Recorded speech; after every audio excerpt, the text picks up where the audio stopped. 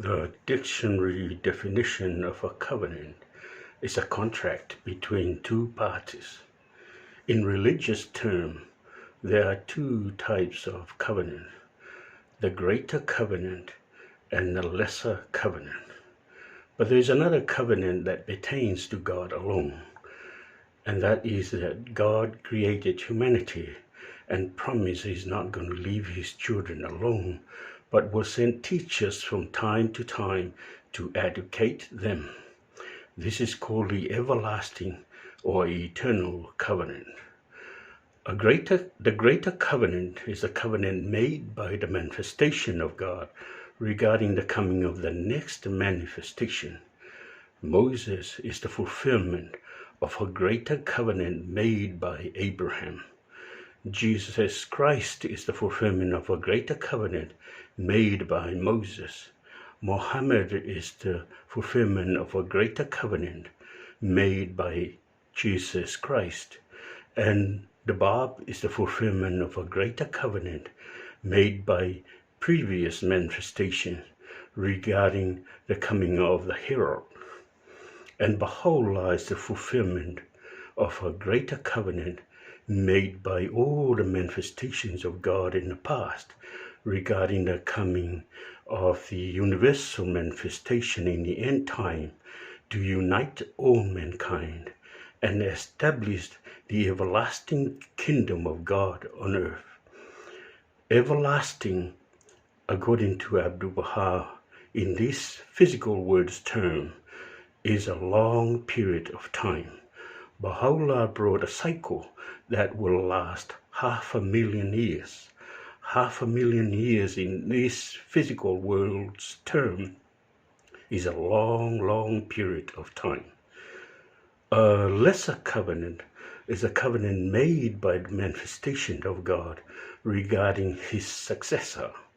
And it is this covenant that Baha'u'llah appointed Abdul-Baha to be his successor.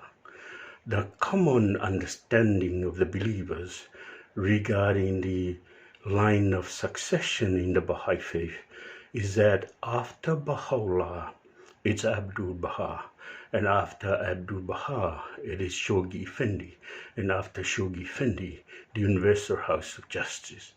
That is true to a certain extent. After Baha'u'llah, it was Abdul-Baha that he appointed to be his successor. But after Abdul-Baha, it was not only Shoghi Effendi. Clearly stated in Abdul-Baha's will and testament that he appointed twin successor. One of his successor was able to implement his duty because he did exist at the time. That is Shoghi Effendi. The other successor of Abdul-Baha did not come into being because there were conditions laid down in the provisions of the will and testament of Abdul-Baha that were not met. One of these conditions is to spread the faith to all corners of the world, establishing local spiritual assemblies, in their turn elected national spiritual assemblies, who are the pillars of the other successor of Abdul-Baha, the Universal House of Justice.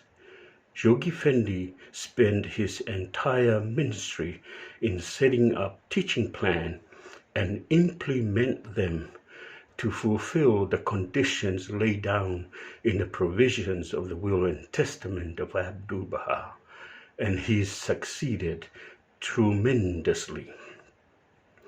By the time of the ascension of Baha'u'llah, our faith was in 15 countries.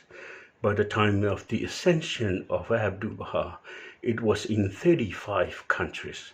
But by the time of the sudden passing of Shoghi Effendi in 1957, the faith had already reached 254 countries and territories. It's an incredible and marvelous achievement of Shoghi Effendi, unmatched by anyone. If you look at some world organizations like the United Nations, it has 199 member countries, and the Olympic Games that was held in Melbourne, Australia is regarded as the most country attended that Olympic Games. It was attended by 198 countries, nowhere near the achievement of Shoghi Effendi of 254 countries and territories. By the end of the 10-year crusade that Shoghi Effendi inaugurated in 1953 and completed in 1963, we held the first International Baha'i Convention, and we elected the other successor of Abdul-Baha, the Universal House of Justice, with the presence of 56 National Spiritual Assembly. The Universal House of Justice is described as free from error. In other words, it's infallible or conferred infallibility. Thank you, and I wish you well. Faftailawa, manuia la fa fong fong mai la fa sa Samoa. Sorry for